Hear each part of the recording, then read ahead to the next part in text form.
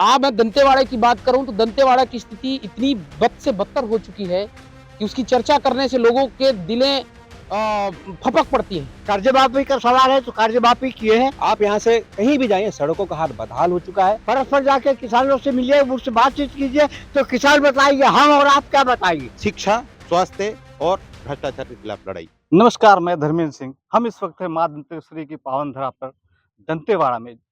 अभी 3 महीने के बाद चुनाव होने वाले हैं। जो विधानसभा चुनाव जो होंगे उसमें मुद्दे क्या रहेंगे, उस पर हम चर्चा करेंगे। अभी कांग्रेस, भाजपा और आपके यहाँ पर नेता मौजूद हैं, उनसे हम चर्चा करते हैं कि चुनाव में चुनाव होगा उसमें क्या मुद्दे रहेंगे। कांग्रेस के 5 साल पूरे होने वाले हैं जी, आपके। क्या आप 4 सालों में क्या आपने किया है? हमने 4 सालों में जहाँ तक हो सके हमने जो वादे किए थे वह हमने अभी 90% वादे से ज़्यादा वादे पूरे कर चुके हैं। और जो कुछ भी बचा है तो वो भी वादे पूरे करेंगे। ऐसा है कि एक व्यक्ति बाजार में जाता जाता है कोई सामान लेने के लिए, तो उसकी जेब में यदि 10 रुपया यदि है तो 10 रुपये खर्चा करेगा। इसलिए कुछ वादे अभी अधूरे रह गए हैं। उसको अब अभी जो कुछ 3 महीना बचा है आचार संहिता के लगने के पूर्व उन वादों को पूरा करने की हमारी भरसक प्रयत्न रहेगा। और हम उस वादों को पूरा करने की कोशिश करेंगे। और भी भविष्य में यदि हमारी सरकार आएगी तो उस समय भी हम जो कुछ ये शेष रह जाएंगे उनको भी पूरा करेंगे। हम तो कांग्रेस के तो थे, उनका कहना है कि कांग्रेस ने सभी अपने वादे पूरे किए। कांग्रेस का कहना है कि सभी वादे उन्होंने पूरे किए हैं। कांग्रेस के मित्रों से कहना चाहूंगा और कांग्रेस का जो जन घोषणा पत्र में जो इन्होंने बहुत लोक लुभावने वादे किए थे, उन वादों का तो कहीं पर नामो निशान नहीं है जमीन में। मैं दंतेवाड़ा की बात करूं तो दंतेवाड़ा की स्थिति इतनी बद से बदतर हो चुकी है कि उसकी चर्चा करने से लोगों के दिलें फपक पड़ती हैं। अभी हमारे स्वसहायता समूह की महिलाओं के लिए, माताओं के लिए कहा गया था कि आपके कर्ज माफी की जाएगी, स्वसहायता समूह का पूरा पैसा माफ किया जाएगा। उसके बाद ये जो रेडी ट्वीट इन लोग बनाते थे, वो रेडी ट्वीट को भी इन लोगों से छीन लिया गया, कांग्रेस की सरकार ने छीन लिया और उसको निजीकरण के हाथों में दिया गया और वो सप्लाई कर रहा है। उसमें भी इन लोग बहुत बड़ा खेल खेले हैं। यहाँ का जो रेडी ट्वीट वहां से बना करके आता है उसको डिस्ट्रीब्यूट करने के लिए उन्हीं स्व सहायता समूह की महिलाओं को चुना गया कि आप जा करके सेंटरों में इसको डिस्ट्रीब्यूट कीजिए। उसके बदले आपको पर मंथ 15,000 रुपया आपको दिया जाएगा। 15,000 छोड़ो, अभी 4 साल के अंदर में इन लोग 15 पैसा इन लोगों को नहीं दिए। लगातार हमारी स्व सहायता की माताएं परेशान हैं। आज की डेट में वो पीड़ा लगातार वो माननीय देवती कर्मा जी यहाँ के विधायक है, उनके पास गुहार लगाए, यहाँ के प्रशासन को गुहार लगाए, मंत्री जी को गुहार लगाए, यहाँ कांग्रेस के तमाम नेताओं को गुहार लगाए, लेकिन किसी भी कांग्रेस नेता के कान में जूं तक नहीं रेंग रहा है कि मैं इन माताओं के लिए, इन बहनों के लिए, जो सुसायता की समूह की माताएं और बहनों का जो जन घोषणा पत्र में बड़ी बड़ी वादे किए थे, कर्ज माफी की बात कर रहे थे, कर्ज माफी तो दूर की बात, उनका हक छीन लिया गया और वो हक को भी जो उनको मिलना चाहिए उस हक को छीन करके वो कर दिया। और उनका जो मेहनत आना है, उनका मेहनत आना जो मिलना चाहिए उस मेहनत आना को भी नहीं दिया जा रहा। ये कांग्रेस की कड़वी सच्चाई है, दंतेवाड़ा की कड़वी सच्चाई है। माननीय देवती कर्मा जी को इस ओर ध्यान देना चाहिए। माननीय देवती कर्मा जी पता नहीं कहाँ लापता है। छत्तीसगढ़ के मुख्यमंत्री करते कि महिला के लिए सशक्तिकरण किया जा रहा है, लेकिन भाजपा का आरोप है कि यहाँ पर महिलाओं को जो उनको मिलना चाहिए वो आप नहीं दे पा रहे हैं। आप फील्ड में जाके देखिए तो आपको मालूम पड़ेगा कि स्व सहायता समूह को उनको प्रतिमाह कितनी आमदनी हो रही है। और उनका पूर्व की बात की है, आज वर्तमान में उनकी जो आर्थिक स्थिति मजबूत हुई या नहीं है, ऐसा विपक्ष में है। तो विपक्ष तो हमेशा सत्ताधारी पार्टी के आगे इसमें बोलने की उनकी आदत है और अपने आदतों के अनुसार वो झूठ बोलते ही जा रहे हैं। तो उसमें कोई हम मुँह के ऊपर कोई कहता यदि बर्तन होता तो उसके ऊपर में ढक्कन रख के ढका जा सकता था, परंतु प्रत्येक मुँह के ऊपर में हम ढक्कन को नहीं ढाक सकते। तो उनकी झूठ बोलने की आदत है तो बोलते जा रहे हैं। उसमें क्या है? हमको जो करना है हम कर रहे हैं। कर्ज माफी का सवाल है तो कर्ज माफी किए हैं, नहीं किए क्या? मात्र 2 ढाई घंटे में किसानों का कर्जा माफ कर दिए। वो क्या कर्जा माफ नहीं है? आप इसके लिए परस्पर जाके किसानों से मिलिए, उनसे बातचीत कीजिए तो किसान बताएंगे, हम और आप क्या बताएंगे। जो वो बताएंगे। छत्तीसगढ़ सरकार शासन का कहना है कि सरकार ने सभी के लिए काम किया, लेकिन कर्ज भी माफी किया। शिक्षा और सड़क के ऊपर यहाँ पर क्या हालात हैं? आप सभी यहाँ पर बैठे हैं, सभी जनप्रतिनिधि भी हैं, सभी दल के लोग हैं, पत्रकार भी हैं। सड़क को लेकर कुछ नहीं, अभी आप किरंदुल तक जाइए। भारतीय जनता पार्टी में आदमी व्यक्ति निकलता था या लोग निकलते थे और दंतेवाड़ा माता जी का यहाँ पर दरबार है। बैलाडीला एक टूरिज़्म क्षेत्र है और आयरन का एक बड़ा क्षेत्र है। लोग पहुँचते थे 20 मिनट, 25 मिनट और आज जाने में लोग रो रहे हैं। कल भी जिस प्रकार बताया हमारे लोग इस कल कार्यक्रम में आ रहे थे, डेढ़-डेढ़, 2-2 घंटा, ढाई-ढाई घंटा बसों की लाइन लगी थी। आप यहाँ से कहीं भी जाइए, सड़कों का हाल बदहाल हो चुका है और भारतीय जनता पार्टी में पूरे प्रदेश के अंदर में सड़कों का जाल बिछाया गया था। आप कहीं से भी निकलेंगे, आपको सड़कें चौड़ी-चौड़ी मिलती थी और सनान रोड मिलती थी। लेकिन आज स्थिति सड़क की बदतर हो चुकी है। रही बात शिक्षा की, शिक्षा में देखेंगे कि आप अभी आत्मानंद की बात कर रहे हैं।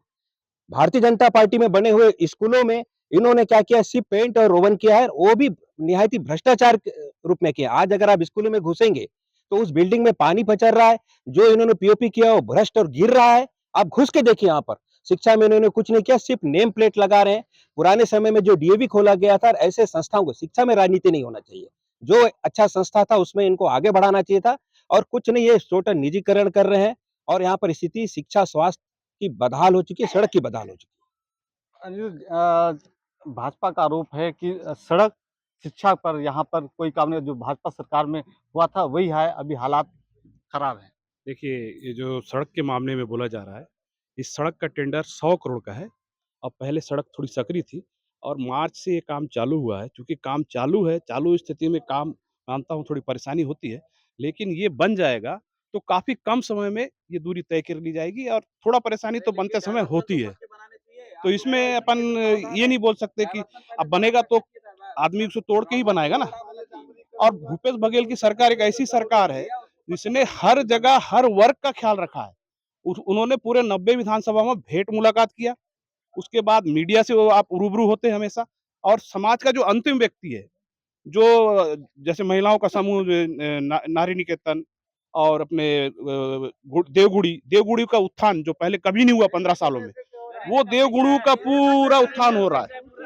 गोठान में रीपा में महिला स्व सहायता समूह को कार्य दिया जा रहा है। जो महिलाओं का समूह जो घर में बैठ के आर्थिक तंगी से जूझता था, वो हमारे भूपेश बघेल की सरकार में रीपा में उनसे अगरबत्ती, दोना पत्तल, बहुत सारी जो इमली का जो कैंडी, ये सब बना के उनको आर्थिक रूप से मजबूत किया जा रहा है। ये हमारे भूपेश बघेल की पहचान है, छत्तीसगढ़िया स्वाभिमान की पहचान है। छत्तीसगढ़िया मुख्यमंत्री, यानी कि पहले लोग छत्तीसगढ़ी बोलने में अपने आप को घबराते थे। आज लोग छत्तीसगढ़िया स्वाभिमान से बोलते हैं कि हम छत्तीसगढ़िया। छत्तीसगढ़ को भारत के नक्शे में अगर किसी ने प्रचलित किया है और जितने भी स्थानीय तीज त्योहार पूरे छत्तीसगढ़ सीएम हाउस में आज हो रहे हैं। गेड़ी से लेके आप जितना है सब कुछ देख लीजिए। पहली बार लोगों को महसूस हो रहा है कि हमारे छत्तीसगढ़ की सरकार है और इस छत्तीसगढ़ में हमारे मुख्यमंत्री, और एक प्रदेश में स्लोगन है, भूपेश है तो भरोसा है। ये भरोसा हमेशा कायम है और हमारी सरकार अगले बार भी आने वाली है। जो कांग्रेस से भूपेश है तो भरोसा है। आम आदमी पार्टी इस बार छत्तीसगढ़ में 90 विधानसभा में चुनाव लड़ने वाली आम आदमी पार्टी के भी हमारे साथ हैं। किस मुद्दे को लेकर आप जाने वाले हैं चुनाव में? देखिए, आम आदमी पार्टी का शुरू से ही स्टैंड है, शिक्षा, स्वास्थ्य और भ्रष्टाचार के खिलाफ लड़ाई। शिक्षा, जैसे दिल्ली में आज आप सारे लोगों को पता है कि वहाँ जो शिक्षा का मॉडल है, उस शिक्षा का मॉडल यहाँ पर भी लागू करेंगे जब भी सरकार आएगी तो। क्योंकि अब शिक्षा ही महत्वपूर्ण, जीवन का एक महत्वपूर्ण एक क्षेत्र है, उसके बिना, शिक्षा के बिना हमारा जीवन अधूरा है। स्वास्थ्य एक महत्वपूर्ण एक उपक्रम है, वहाँ पर हमको जो भी गाँव से व्यक्ति आता है, उसका इलाज हमारा दंतेवाड़ा जिला में ठीक-ठाक होता नहीं है, अन्यत्र जगह में जाया जाता है। दिल्ली में मोहल्ला क्लिनिक बना है, उसी तर्ज पे हम यहाँ पर भी चुनाव लड़ेंगे और हमारे घोषणा पत्र में ये चीज़ें रहेंगी। और हमारा ये मेन है कि शिक्षा, स्वास्थ्य और भ्रष्टाचार के खिलाफ लड़ाई। देखिए, भ्रष्टाचार के खिलाफ बोलने से हमारा दंतेवाड़ा में हर साल लगभग 3,000 करोड़ रुपया डीएमएफ, सीएसआर और आपका रॉयल्टी से पैसा आता है। उस पैसे को कौन खाता है? 15 साल बीजेपी वाले खाए, अभी 5 साल कांग्रेस वाले। कभी उस पैसे के बारे में कोई जिक्र करते ही नहीं, कभी उस पैसे को रोड में लाने की बात करते नहीं।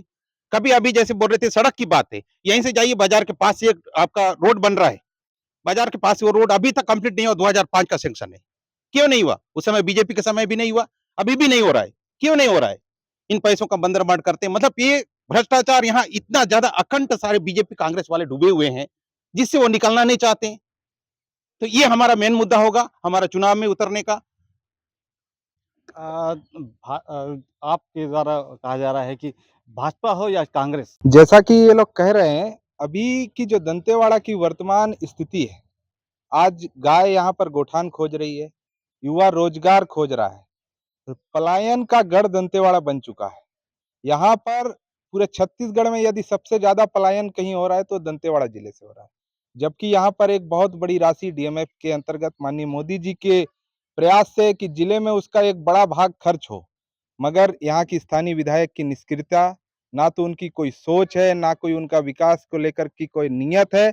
सिर्फ 2 से 3 परिवारों का विकास इस कांग्रेस की सरकार में यहाँ के स्थानीय विधायक के द्वारा किया जा रहा है। आज उन्हीं के लोग हर जगह पर ठेकेदारी कर रहे हैं, उन्हीं परिवारों के लोग शासन प्रशासन में बैठकर बड़े-बड़े पदों पर विराजमान हैं, उन्हीं के परिवार के लोग यहाँ पर सप्लाई का काम कर रहे हैं, उन्हीं के घर से जिला पंचायत के अध्यक्ष बन रहे हैं, उन्हीं के घर से जिला पंचायत के सदस्य बनेंगे, उन्हीं के यहाँ से विधायक बनेंगे। ये कहाँ से आदिवासियों के विकास की बात करते हैं? छत्तीसगढ़िया जो स्वाभिमान की बात कर रहे हैं कांग्रेस के मित्र, मैं चैलेंज के साथ कहना चाहता हूं, इनका छत्तीसगढ़वाद एक ढकोसला है, एक ढोंग है। अगर ये सत्य और सही में अगर छत्तीसगढ़ का विकास चाहते और छत्तीसगढ़ियावाद को बढ़ावा देते तो यहाँ से 3-3 राज्यसभा के सदस्य जो छत्तीसगढ़ की बात जाके देश में उठा सकते थे, छत्तीसगढ़ के व्यक्ति को भेजते। इन्होंने लेकिन राजीव शुक्ला, रंजीता रंजन ऐसे एनआरआई और जो दूसरे कहना चाहिए प्रदेशों के लोग हैं उनको भेजकर छत्तीसगढ़ का कौन सा स्वाभिमान बढ़ाया है, मेरे समझ में नहीं आता है। आज धर्मांतरण दंतेवाड़ा से लेकर पूरे बस्तर की एक बड़ी समस्या है। आदिवासियों के संस्कृति को कुचला जा रहा है और ये बात कर रहे हैं छत्तीसगढ़ के स्वाभिमान की, छत्तीसगढ़ियावाद की।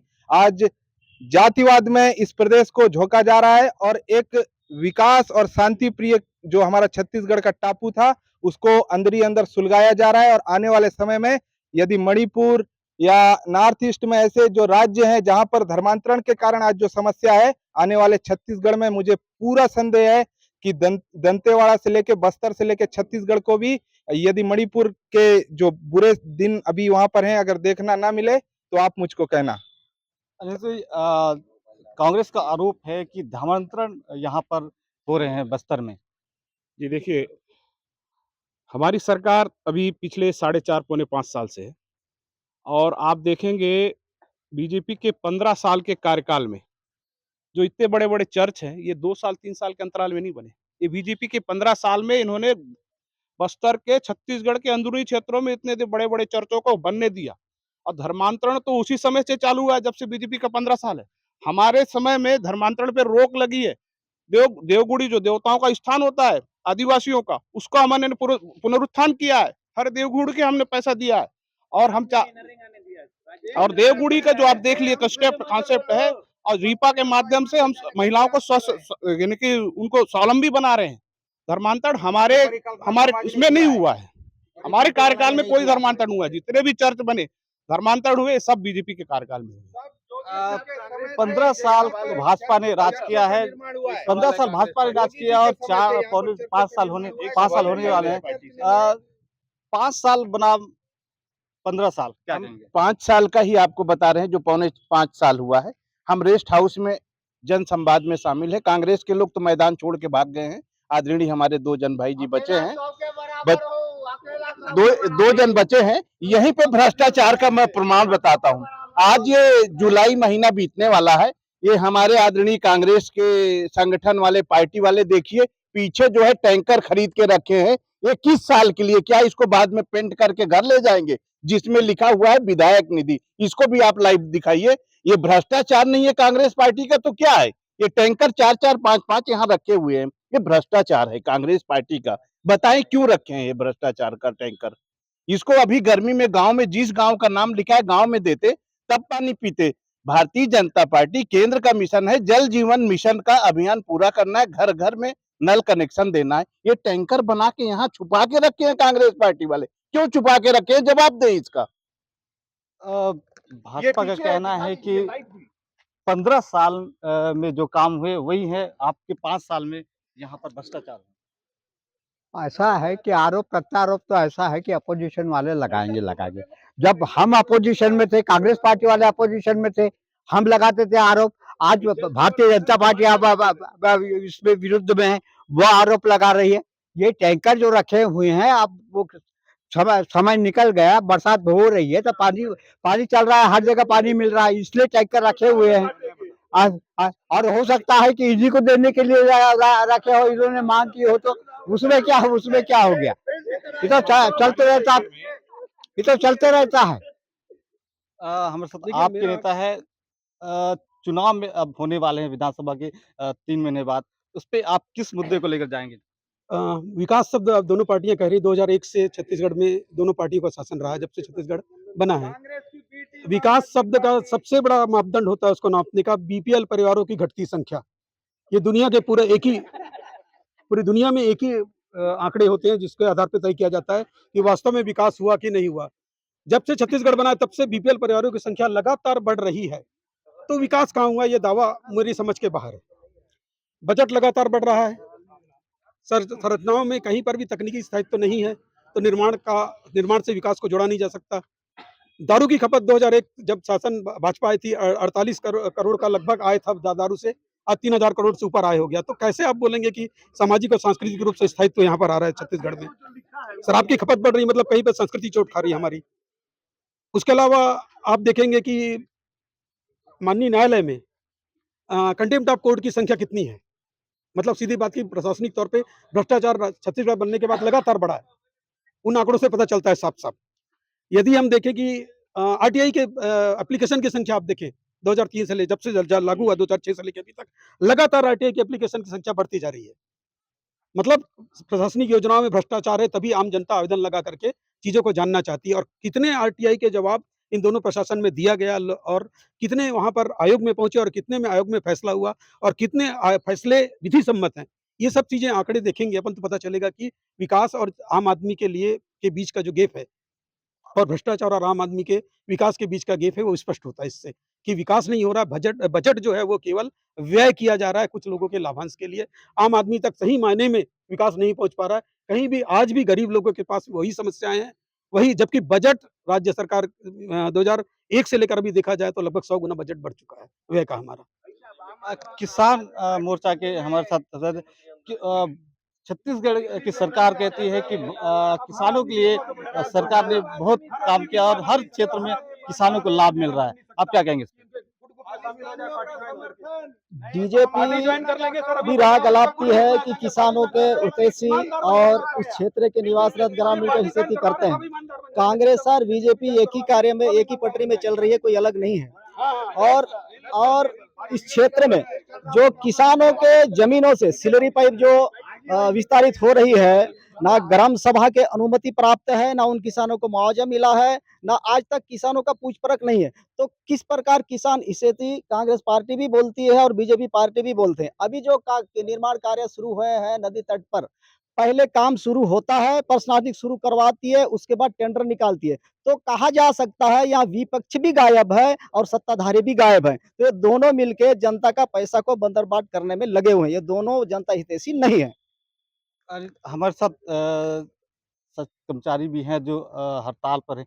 आप लोग अपनी मांगों को लेकर हड़ताल पर हैं। क्या कहेंगे आप? मैं बताना चाहूँगा 3 जुलाई 2023 से हम लोग लगातार अनिश्चितकालीन हड़ताल पर हैं। इस दौरान विभिन्न हम लोग गतिविधि कर रहे हैं, लेकिन सरकार अभी तक हमारी बातों को नहीं सुन रही है।